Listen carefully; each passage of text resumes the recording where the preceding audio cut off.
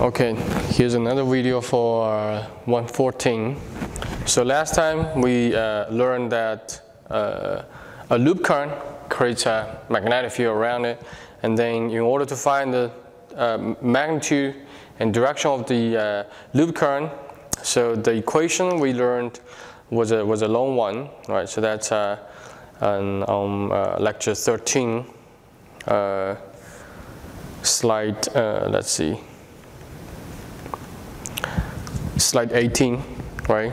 Okay, and the direction right-hand rule, right? So you grab the loop current, use the right hand to grab the loop current, and in this case, because your the loop current is circular, so you're going to have to use your 4 fingers for the current, and your thumb is the direction of the magnetic field. Okay, so these are the 2 special cases we learned. A straight wire, okay. The equation we also learned is this, right? Straight wire. Okay, so that's a straight wire. It's a loop current. So if this is a loop current, you grab the loop current, so it creates a magnetic field around it, centered, a bunch of circles centered on this straight wire. And then if it's a loop current, then it's like this. Right? If this is a loop current, the magnetic field, it's going to be in this direction. So a loop current is actually more intuitive because it behaves like a bar magnet. So, and you can actually call this side the north, this side the south. Okay, and this equation, it's a very long equation, so I'm not going to even write that. Okay, and then we learned that, okay, either way, if you want to use them to create a magnetic field in real life, it's going to be very weak, right? The problem is this, the mu naught is too small. Okay, mu naught is a constant, but it's a very small constant in SI units. All right, so then how do we make a strong magnetic field in real life? We make use of this, okay? What we do is that make a solenoid, right? So these 2 guys and this, okay? And then this is also a solenoid. So basically, we wrap one very long wire on the iron core, okay? And we use the iron core in order to make the magnetic field even stronger, okay? And then so you will get a lot of small loops, right? Very close to each other. And each loop has the same magnetic field because it's going to carry one current. And then each current is going to produce its own magnetic field. And all these magnetic fields, they're going to be in the same direction. So all these magnetic fields add, and then at the end, you will get a very strong magnetic field. So that's how we create uniform magnetic field in real life, right? If you look at the magnetic field inside the solenoid, okay? You can look at the lecture 14, slide 2 or 3, okay? So the magnetic field inside the solenoid is very uniform. So that's actually how we create uniform magnetic field in real life in a physics experiment. Okay, and then the equation for a solenoid, okay, the equation is actually easier than this equation, right? So the solenoid, the magnetic field is going to be mu naught, the number of turns, which is the number of loops on it, divided by the length of the solenoid. So it's the length of the solenoid, the length of the wire. Okay, that's the length, and times I, the current, and it only has one current once this solenoid is connected to any voltage source. Okay, and by making this big end, the number of turns very large, so you can get a strong magnetic field. Okay, so that's what we learned last time. Now,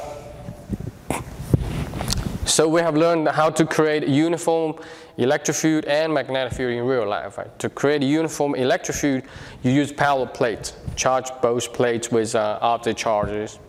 The electric field between them is going to be very uniform. To make a uniform magnetic field, you make a solenoid and then connect the solenoid to a voltage source. So there will be a current in the solenoid to the magnetic field inside the solenoid. Right? Inside the solenoid, it's going to be very uniform. So you can make use of that magnetic field if you want to do a physics experiment. Okay. So that was slide 5. So we ended there. Now I want you to again practice this equation and this question, slide 6, lecture 14. So the solenoid used in MRI machine, okay? That's what we discussed, right? The MRI, the magnetic field in the MRI scanner is created by a big solenoid. So the solenoid has 9,000 turns, so you see that many turns, okay, in order to create a strong magnetic field. We want to find the current needed in the wire to create a 1.5 Tesla magnetic field. Okay, so this is actually very straightforward if you understand this theory, right? So you want the magnetic field to be 1.5, and then you just rearrange this equation to find the current needed. So I want you to see how large this current is. Okay, so just rearrange this equation, you can find the number. Okay, so again, do the algebra and see if you can. We can find, and we will find the same answer. So rearrange this equation. What do you get? I is going to be equal to BL divided by mu naught N, right? And then we do have all these numbers we need. The number of turns to magnetic field, the length, right, 1.2 meters. Mu naught is constant. So you plug all these numbers in, you get B, right? So this is still a very large current, right? So that's why in the MRI machine they use superconductors, okay? Because such a large current is gonna really like cause the conductor to be very hot. It's going to overheat, it's going to melt. So they have to use a superconductor to keep the temperature low, okay? So that's another reason these MRI scanners, they're so expensive, okay? So first of all, it's a big solenoid, right, to create a strong magnetic field. Secondly, the current is still very high, but compared to the current we calculate, if you check the problem we solved, and that is lecture 13, when we learned the magnetic field created by straight wire. If you want to create a 1 Tesla magnetic field using like one straight wire, the current you need actually it's going to be 5 times 10 to the 4. Okay, so that's a ridiculous current. But this is only like a few, over 100 amps. Okay, still very high, so that's why they need to use superconductors. But that's more reasonable than that. Okay, so that's how we create a uniform magnetic field in real life. Okay. So we have learned that the real source of magnetic field is the electric current, right? So in order to create a magnetic field, actually now it's very easy once we learn the theory. All I need to do is create a current. Of course, if you only have like this current or one single loop, the magnetic field, it's going to be very weak. It's going to be too weak to detect. Right? But if you make a solenoid, then the magnetic field can be strong enough to be detected. So that's the electric field caused by, created by electric current. Then you may ask, well, then what about these guys, right? Okay, these permanent magnets, which has a north and south, right? How did these guys get their magnetic field, right? Because there's definitely no current here, right? I don't see any current here. It's not connected to a voltage source. So the magnetism in matter is actually a very rich topic, okay? To really understand what caused the magnetic field, a permanent magnetic field in these guys, well, you have to use quantum mechanics, okay? But we're not going to go into detail on that, because we're not going to really discuss quantum mechanics in this class, right? But we can still understand it quantitatively using classical physics. Because we know that, look at the images on slide 7. We know that the structure of an atom is that there's a nucleus at the center, right? And then a lot of electrons orbiting the center. So each electron, you can consider that as a loop current, right? Well, it's one electron moving, but it still causes, creates a current, right? It still creates a very weak loop current. And for each loop current, so it's like a very small magnet, right? So that's the magnet very, very small magnet or magnetic dipole in this matter. And then there are some certain materials like iron, okay? They will have this thing called magnetic domains, okay? So, and then in these domains, there are these magnetics, these are very little magnets. They tend to align in the same region, okay? So they will behave like a little bit strong magnet, okay? So you can look at the image on slide 8, the top one. But still, if you take a look at these domains overall, then they are all randomly aligned, right? So some magnets, in some domain, the total magnetic field is going to be aligned this way, and in another domain, it's going to be aligned that way. So overall, this iron is not going to be, is not going to show any magnetic field, right? But if you place a magnetic material like iron in a very strong external magnetic field, then all these magnetic domains, they're going to be aligned in the same direction as the external magnetic field, right? So this is also similar to the electric field. If there's a very strong electric field, okay, external electric field, so all these protons and electrons, they're going to be aligned in the direction, you know, in the similar to the external electric field, right? So look at the image at the bottom, right? So if there's a very strong magnetic field, okay, external magnetic field, you place this iron bar in that magnetic field, all these magnetic domains, they're going to be aligned by this external magnetic field, okay? And if you place it in the magnetic field strong enough, like long enough, it's going to be, it's going to become a permanent magnet, okay? So that's how they get magnetic field. They get permanent magnetic field, okay? And that's also why that the magnets, they can attract iron, okay? You place a magnetic, take a look at the slide 9. If you place an iron close to a magnet, which is already magnetized, like this guy, right? So, and then these magnetic domains, they're always going to be aligned by the external magnetic field. So they will always be attracted to the external magnet, okay? So this is called magnetic polarization. So if you remember that we had electric polarization at the very beginning of the class, when you place a neutral object to an electric charged object, sometimes you also see an attractive force, even though the first object is neutral, because these molecules, they're polarized in this material. Okay, so this also happens in iron if it's placed near to an external magnetic field. Okay, so I can show you what that means. Okay, so I do have a very strong magnet here. So this guy is the strength is 110 millitesla. So that's 0.1 Tesla. That's already very strong. Okay, and then you can see that if I place the paper clips on it, so they're going to be attracted to the magnet, right? So I can make a paper clip chain using this external magnetic field by doing this, right? So I'm gonna, you see that I can connect them one by one, okay?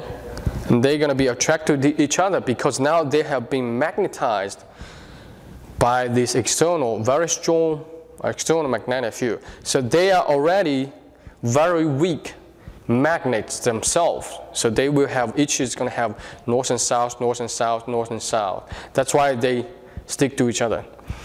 Because they have been magnetized, even if I remove this electromagnetic field, they still have this very weak magnetic field inside themselves, right? So they still behave like very weak magnets, north and south, north and south. Well, of course, they're going to get demagnetized very soon, but they have been already magnetized, okay, temporarily, okay, because the domains have already been aligned by this external magnetic field, okay? So that's what it means. All right, so now we're gonna, and then so that's the difference between permanent magnets and electromagnets, right? If you connect a solenoid to a voltage source, there will be a current in the solenoids, and then these solenoids, they're called electromagnets, right? Because the magnetic field is caused by electric field, and these permanent magnets, because their domains have been aligned in the same direction due to a very strong external magnetic field. But actually, in real life, electromagnets, they're more widely used than these permanent magnets, right? Even though I believe like most people, they have played only with these permanent magnets when they are kids, right? But if we want to use a magnet, we want to create a magnetic field in real life, especially in physics experiment, we use electromagnets. Why? Because there are many advantages of an electromagnet over a permanent magnet. Right? So first of all, the magnetic field can be turned on or off, right? So because this guys, once it's been magnetized, so the magnetic field is already permanent, right? You can't like turn it on or off; it's always there. But the solenoids, you turn it on, if there's a current, it's a magnet. You turn it off, the current disappears. No, it's just normal. It's like a normal long wire wrapped on a cylinder. It's not a magnet, right? And then you can also control the strength of the magnetic field, which is very important in physics experiment, because sometimes it's a parameter you want to tune, you want to fine tune for the experiment, and in order to change the magnetic field, you can just play with these parameters, right? You can change the length, you can change the number of turns, you can also change the current. And the easiest way to change the current, right? Once I've made a solenoid, I just need to change the current, okay, in the circuit so that I can control the magnetic field, okay? So that's why actually electromagnets, they're more widely used in real life than permanent magnets, okay? So I can show you, okay, this demo, okay? So these are two magnets, okay? And then you see that now everything's off. There's no current here, so they don't behave like magnets, right? There's no interactions between them. But if I turn it on, so these two solenoids, they're already connected to this voltage source, and these two orange wires, they're connected to the positive terminal, and these two wires, they're connected to the negative terminal. So once I turn it on, they will become magnets. Okay, they will have their own north and south, right? So, well, I can't see what the direction is going to go, either this way or that way, by looking at the solenoid. But I know that if these two guys, they're positive charges, right? So these two solenoids, they're the same. So either it's going to go this way, and then this guy go that way. So they will have like north and north, right? Because these are two positive terminals. So these two ends must be the same. Right? And these two ends are going to be the same. So either these two guys are going to become north and north or south and south, right? So they're going to repel each other. Okay? So, but now there's no interaction because I haven't turned it on. And once I turn it on, there's a current in these two solenoids. You're going to see the interactions between them. And we put these two iron bars inside the solenoid to, again, make the electric field, a magnetic field, even stronger. So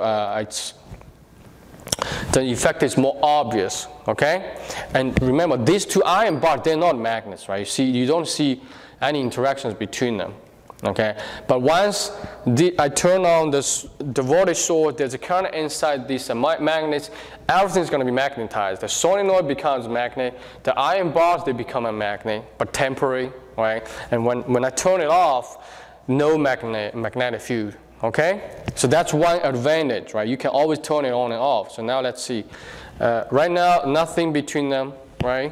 They're just normal wires. And if I turn it on, these two poles, they're going to be the same. So they should repel each other.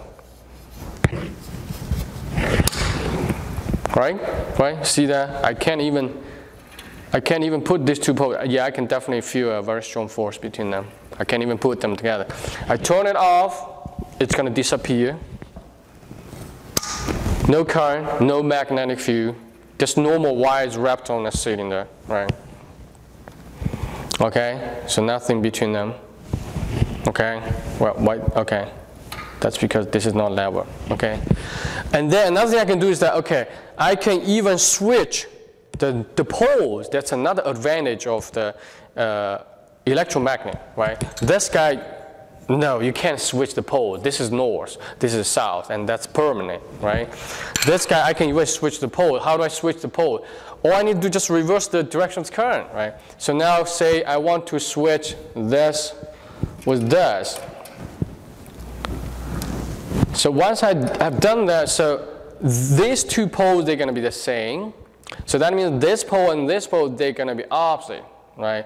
So either it's going to be north and south or north, but they're going to attract each other, okay? If I have done that. So now let's see. If I turn it on, now nothing, because they are not, there's no current in there. They're just normal wires wrapped on a cylinder. But when I turn it on, they become very strong magnets. So they're going to attract each other. Right? Isn't that amazing? And I can't even pull them apart because the iron bars, they are also magnetized, even temporarily. But the magnetic field is so strong, right? See that? I can't even pull them. I'm not pretending, okay? Okay, but when I turn it off, okay, nothing, everything's going to disappear. Okay, there's nothing between them. They're just normal wires on the cylinder, okay? So that's the advantage of electromagnets over permanent magnets, all right? So again, even though this is not very intuitive, because you never do these experiments in your life, right? But we have done experiments to verify these theories, especially the loop current and the solenoid. Okay, so we have finished this. Now we're gonna move on to another topic, lecture 15. E&M induction. E&M induction, I have to warn you, E&M induction is the hardest part because it's gonna have all the theories we have learned so far, but it's also the most fun part. We're going to see a lot of interesting applications. We're going to also see, and they are real life applications, okay? So, okay, I'm going to first set up this. So I'm going to remove this. So I'm going to first do an experiment to tell you what E&M induction is, okay? It's a fancy name, but the idea is this. We have already seen that electric field, right? Electric charges can create a magnetic field, right? If you want to create a magnetic field and you don't have magnets with you, all you need to do is just grab a voltage source and then some wires, you make a current, then the current is going to have its magnetic field. So another follow-up question you would ask, especially for physics, they would say, okay, if electric charge can create magnetic field, can I do, so that means they're connected, right? Electric field and magnetic field, they're connected. Can I do the opposite? Can I create electric current using magnetic field, right? So the answer is yes, because they have already discovered that. So now I'm going to do that here. So what I'm going to do is this. I'm going to use a solenoid, okay? And I'm going to connect this solenoid to this thing called galvanometer, okay? But it's nothing, just a very sensitive ammeter. So it's going to detect even a very weak current. So now if I connect this solenoid to this galvanometer, nothing's going to happen, right? Because this is no current. Remember, now this solenoid is not connected to any voltage source, right? But what I can do is this. So you shouldn't see any reading there. But what I can do is this. If I use a magnet, okay? So what I'm going to do is this. I want to create some electric current using magnetic field, right? If I do this, I put this guy into the, you see, in this solenoid, or pull this guy out of the solenoid, I will create a current. You can see the reading, right? And it doesn't matter which pole you use. You can use the north pole, you can use south pole, you do the same thing. If the poles are entering or leaving this solenoid, you will see the current, okay? And you have to make sure like this is moving. Okay, so if you place the magnet inside this solenoid, it's not going to do anything. It's not going to create any electric charge, electric current. Right? So there have to be some relative motion between them. Either this guy's moving, right, or you can move this, right? Either way, okay. But something has to be moving. Something has to be changing in order to create an electric current in this solenoid, which is not connected to any voltage or current source. So the electric current is coming from the magnetic field. Okay, so this was a really amazing discovery made by physicists. And again, you think about it, this is the only way to make a complete and consistent theory. Okay, because we just learned that any current, it's going to create its own magnetic field. So it shouldn't be a surprise that using a magnetic field, you can create electric current, because E and M, they're always connected. Okay, so this current we created here, because it's very different from the current you get from a voltage source or current source. So that's why we call it induced current. And this experiment, this phenomenon, we call it E and M induction. Okay, because the electric current is very different from the current you get from a voltage source. Okay. Now this is the all quantitative. Then again, we want to find a law. If we want to do experiments, if we want to make predictions, explain things in nature. So the law was discovered by Michael Faraday. Okay. Now we call it Faraday's law.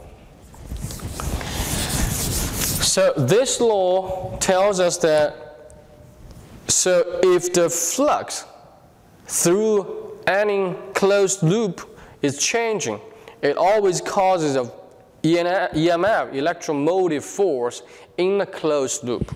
Okay?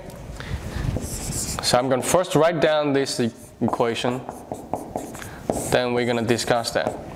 Okay, what are these symbols, right? They look very scary. This script E, okay, is a symbol we use for this EMF, or electromotive force. So this is a very old name for the voltage, okay?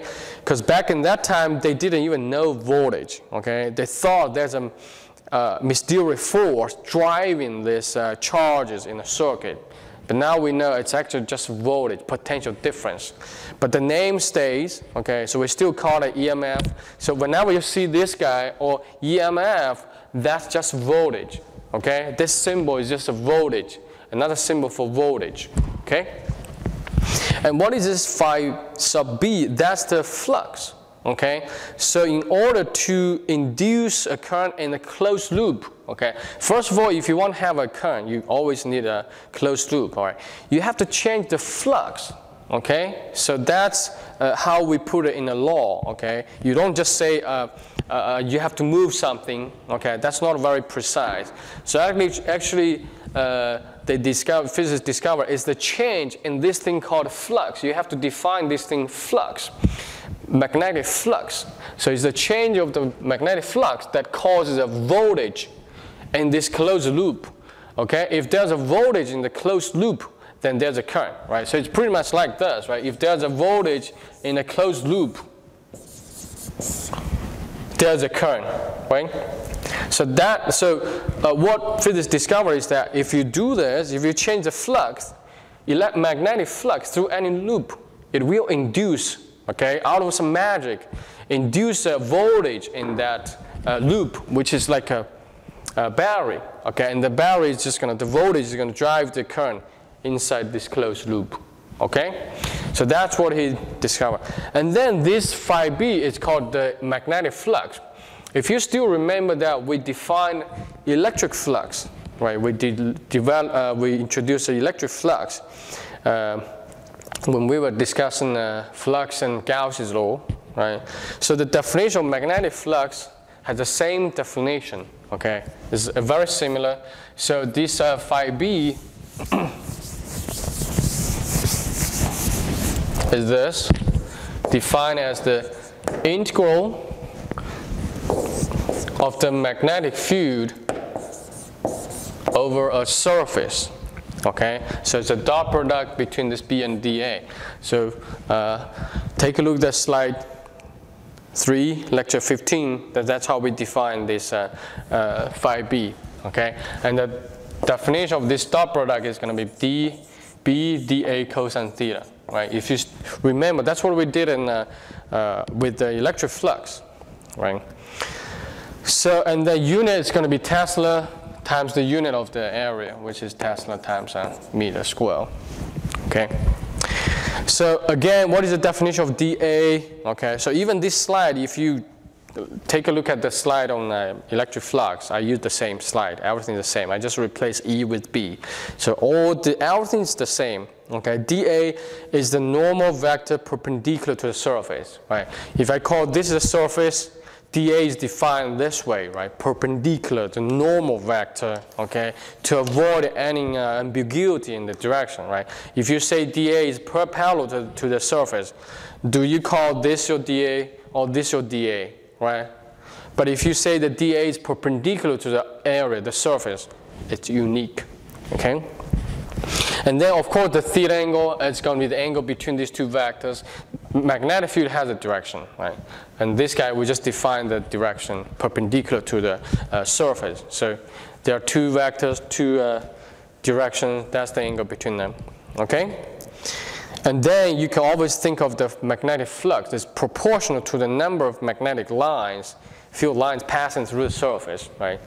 So that's what we how we define the electric flux. We just replace the electric fields with the magnetic field, right? You see all the connections here.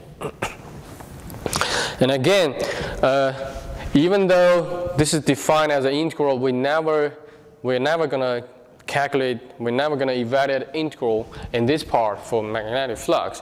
We're always going to be dealing with these three special cases on slide 4. Again, this slide is the same as the slide we used for electric flux. I just replaced the B, E with B, okay?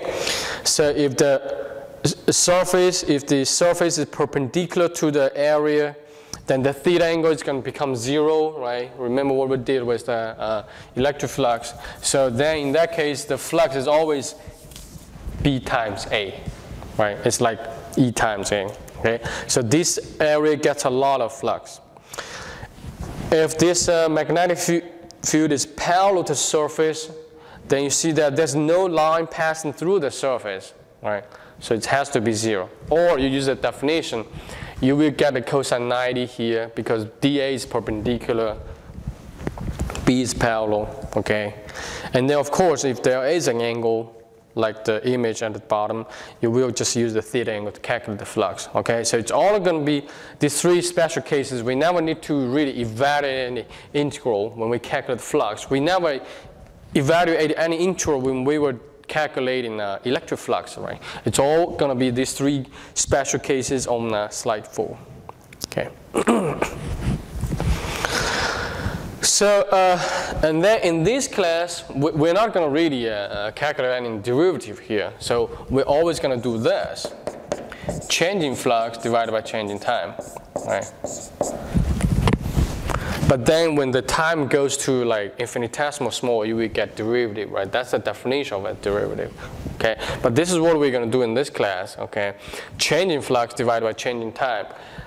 Okay, and then sometimes, usually, because if you only have one loop, again, if you have one loop instead of a solenoid, the current you generate in that loop by moving the magnet is going to be very weak. So usually we will have a lot of turns like this solenoid. Right? We will wrap one wire, many turns on this solenoid, and then do the experiment. Then you will get a strong current. So in that case, we will just do. We still calculate the changing flux divided by changing time, and then we just multiply that by the number of turns, right? It's because all these currents, they're going to add, all right? Why is there a negative sign here, right? Why is there a negative? Because negative signs are usually very annoying. So as physicists, we always want to write a very nice equation that has all the information we need, right? So in this equation, the negative sign means the voltage, the induced current, is always against the change in the magnetic flux. So the magnetic flux is changing, right? That's how you're going to induce a voltage. But the induced voltage, induced current is always against that. So we don't want to write a bunch of words. So we just incorporate, we want to include every information, all the information in that equation. So we just decide to put a negative sign, means that this thing is always going to be against that. But when we really use this equation, okay, when we want to calculate things in this class, I'm not going to use that equation directly, right? This guy is always annoying. So what we do is this. We do that in 2 steps. First of all, if I want to calculate the magnitude of the voltage induced in this loop, right? This is a voltage. When you see this symbol, or when you see this EMF, that's just a voltage. I always just do this. Make everything positive, and then calculate the magnitude of the voltage. And of course, voltage should be a positive, right? Again, as I said, the negative sign, we use the negative sign to imply that the induced voltage, induced current is always going to be against the change in the flux. Okay? So that's how I would use this theory to calculate the magnitude of the voltage. Then, okay, how do I take care of the negative sign? What do you mean when you say the voltage and induced current is always against the change in the flux? That's Lenz's law, okay? So take a look at Lenz's law on slide 6. The direction of the current induced in a conductor by changing magnetic flux is such that the magnetic field created by the induced current opposes the initial change in magnetic flux. Okay, you read it 10 times. Do you know what that means? You don't, right? That's what I usually say. Physics doesn't require a lot of reading, okay? You don't need to read these words many times, okay? You just need to practice, do the math, okay? Solve the problems. Then you will know what it means, okay? So it's easier to understand this law in a real example, okay? So let's take a look at the example.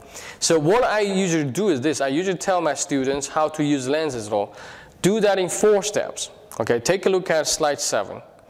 Do that in 4 steps. First of all, if you want to induce a current, there's always going to be a magnetic field you use, right? You need to use a magnetic field to induce a current, right? For example, how do you induce a current in this guy? You have to use a magnetic field created by this permanent magnet so that you can induce a current here. So there's a B external. So the first step, you find the direction of the B external, okay? You can write it out. Then you must be doing something. You must be changing, right? Either moving this guy or do some other change, right? Because you have to change the flux in order to induce a current. Then, from the information of the problem, okay, you need to decide by doing this, the flux through this closed loop in the problem is going to increase or decrease, right? So, and then that's going to be. Now, then we're going to move to the 3rd step, okay? So by changing the flux through a closed loop, you will induce a current in that closed loop, for sure, right? Like this. When you do this, there's always a current in this loop. And then we're going to use a theory we learned here, okay, last time. Because now, okay, this needs a lot of thinking. The current, the loop already has a current, which is deduced by this guy, okay? Okay, I know that. So this loop already has a current. And this current is going to have its own magnetic field, right? This is what we learned last time. Any loop current has its own magnetic field. So now there are 2 magnetic fields here. This is the external magnetic field you used to induce a current in the loop. But now the loop is going to have its own magnetic field. So we're going to call it, I call it B induced, okay? So this is the B induced. And this B induced is always going to fight the change in the flux. So that using that, you can first find the direction of the B induced, which always against the change in the flux. And then use the right-hand rule to find the direction of the current. So you're doing things backwards, okay? Again, you may still be confused. What I'm saying, I still don't understand. Let's use a real example so we know what we're doing here. So I'm just going to use one loop and then use a magnet like what we did here, right? So it makes things easier. I'm just going to draw everything like in the vertical direction. So let's take a look at this example. I don't think I need this. So I place a loop here, right? I place a loop here, and then I'm going to move a magnet with the north pole, because the magnet always has 2 poles. I move the north pole toward the loop, so like what I do here. Right, I move the north pole toward the loop here. I'm just going to pick one loop, because every loop is going to have the same current. So let's follow these 4 steps. Okay, let's follow these 4 steps. The first step, you're going to find out the direction of the big external. What is the direction of the big external? You can draw it out, right? This is the big external. Okay? No, let's not draw this arrow here. So this guy is moving down. How do you draw the big external? Through this loop. Well, this is the north pole, right? So the lines actually come out of the north pole. So this is how I'm going to draw that. Okay? So, of course, they're going to come back to the south pole, but I'm not interested in that. I just want to know the direction of the magnetic field, B external, through this loop. I place a closed loop here. I want to induce a current in this loop. I want to find out the direction of the current. So I would just say down, right? Because that's the first step. Now the second step, you must tell me that what I do in this problem in order to induce a current, right? If you don't do anything, you just place this guy here, nothing. Or even if you place it inside the nothing, right? You have to be doing something, okay? So if the problem says I'm going to move this north pole toward this closed loop, okay? Then the second step is that, okay, how does that change the flux through the loop, okay? Now these magnetic field lines, they're almost perpendicular to the, almost perpendicular. We don't have to do the calculations very precisely. All we need to figure out is qualitatively if the flux is going to increase or decrease, right? So I don't need to do a lot of calculations. Think about it. When I move this magnet toward the loop, right? The loop, the area doesn't change, right? Because it's almost perpendicular, that the flux is going to be almost B times A, okay? Approximately, but that's fine. I just want to figure out how it changes. If I move this pole close to the loop, the area doesn't change. If I still want to calculate the flux through it. But how about the magnetic field through this loop? Is it going to get stronger or weaker?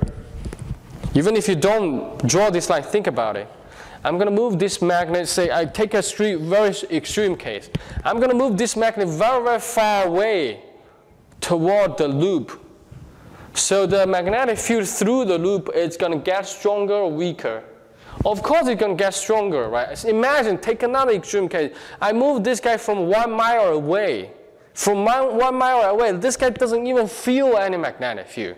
So as I move this magnet from 1 mile away toward this loop, it's going to feel a stronger and stronger magnetic field, right? When it's like, at this point, it's the strongest, right? So that means by doing this, the area of the loop doesn't change, but the magnetic field it feels through this loop is going to definitely get stronger, right? Because you move this pole close to this loop, okay? So that's the second step. You have to figure out the change in the, whatever the problem is does, how does it change the flux? In this case, the flux is going to increase because the pole is moving toward the loop.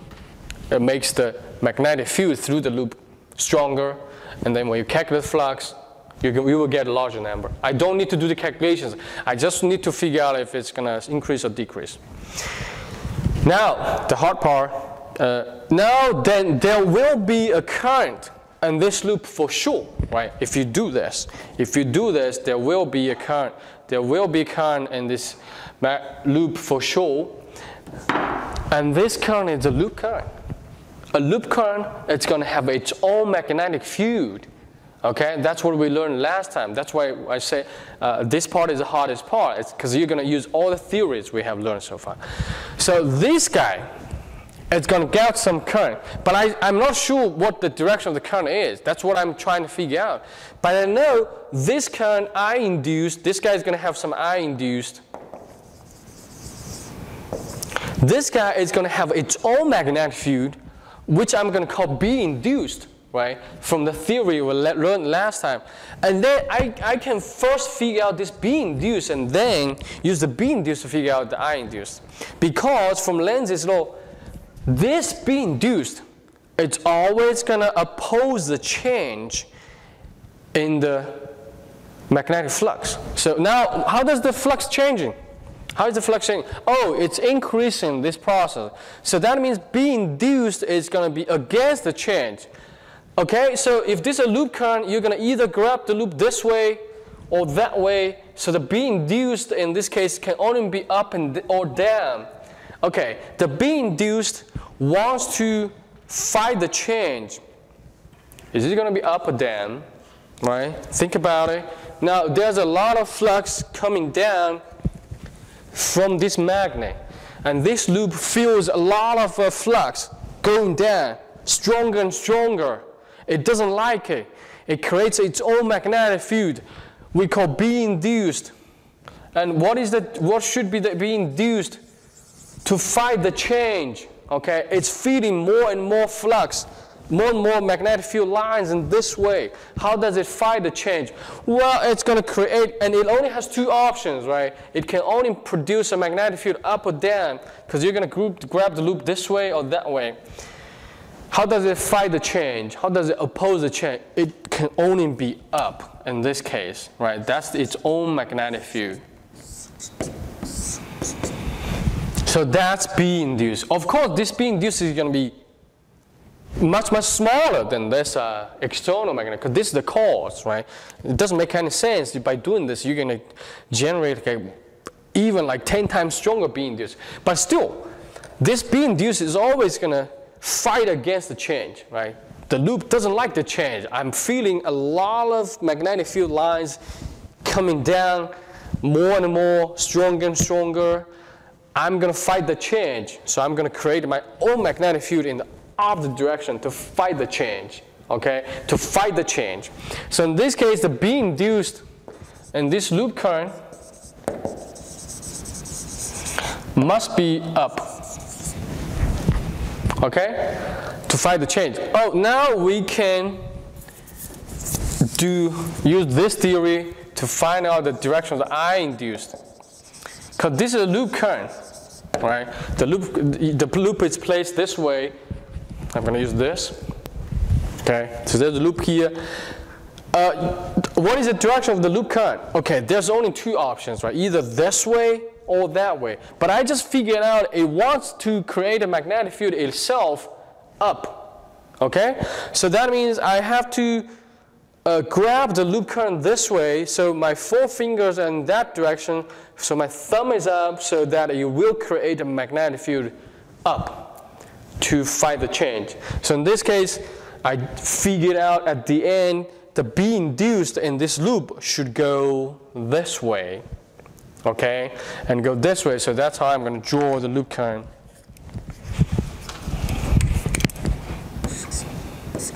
So if you look at the top, right, look from the top, you actually see the current going counterclockwise, right? If you look from the top, counterclockwise. So you grab it this way, you have the thumb up. So you first know the direction of a thumb should be up from the third step. Then you use the right-hand rule backwards to find out how you're going to grab the loop. So your four fingers are in the direction of the current. Your thumb is in the direction you want. So in this case, it's going to be counterclockwise if you look at it from the top. Okay? So that's this theory. Okay? Again, Lenz's law can be very weird. Okay? The first time you use that, But practice, practice, practice, okay? Then you get used to it, then you can do things a little bit faster. But at the beginning, always use these 4 steps, then you can always find the direction of the induced current correctly, okay? I'm gonna stop here and take a break.